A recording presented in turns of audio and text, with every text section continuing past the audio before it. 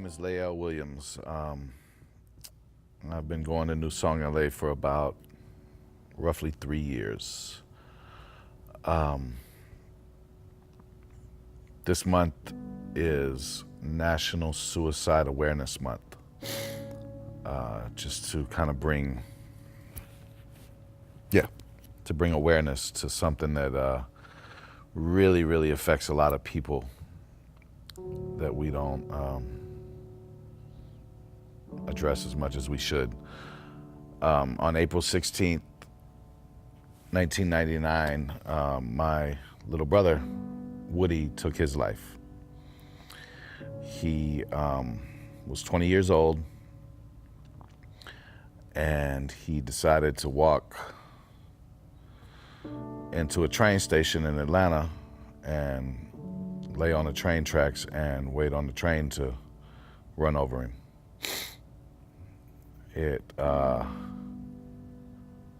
It happened about a block away from where I was working, and I almost took the train that morning. The night before, I got a call from a friend of mine saying, "Man, we need to go find your little brother." And I was like, "Why? What's going on?" And he was like, I don't know. It's just, he don't sound right. Anyway, I get to work, and people are coming into work late, and they all were late because of the train. And, somebody was like, "Man, some fool jumped in front of the train this morning." And I remember saying, like, "Yeah, man, these people are crazy out here." And later on, at the end of my shift, somebody was like, "There's a lady outside to see you." And I was in the bathroom, like, tell her to hold on. Anyway, long story short, it was my mother. And she told me that my brother had committed suicide. And I was like, "What are you talking about?" And I asked her how, and it turned out that he was the one that was killed at the train station. So it's all on the news in Atlanta, every channel. It's the biggest thing. Unidentified man, homeless man, commits suicide, jumps in front of train. And I'm watching this, knowing that it's my little brother that they're talking about. Man, it was surreal.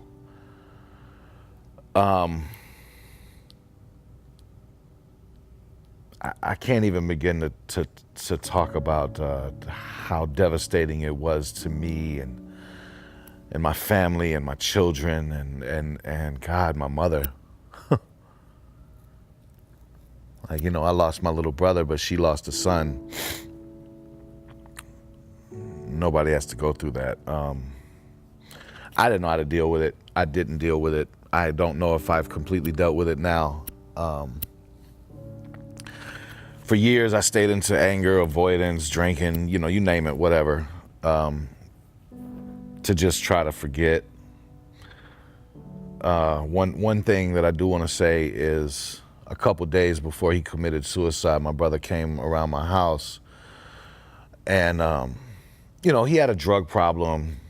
He was a thief. He did a lot of not so great things at the time. And so he comes over my house, and I remember opening up the door and telling him, "Man,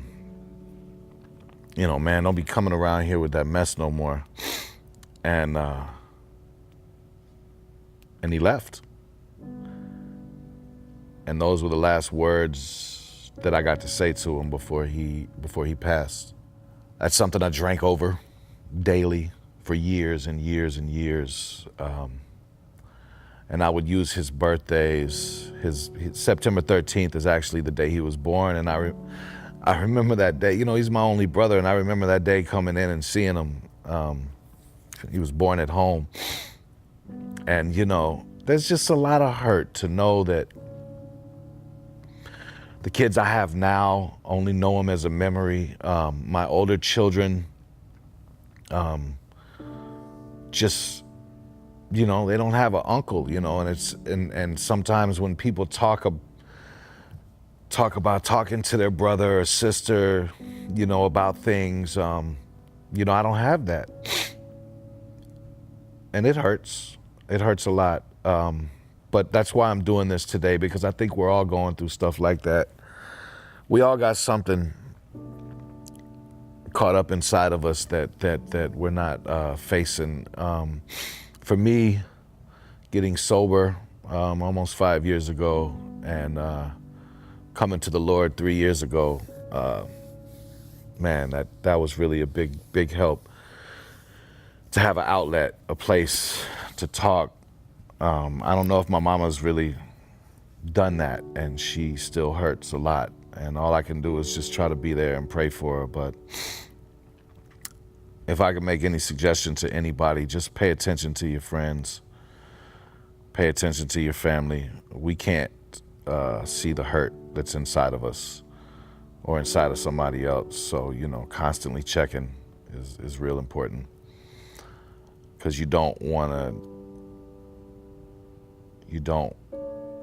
to be walking around with the memory of telling somebody,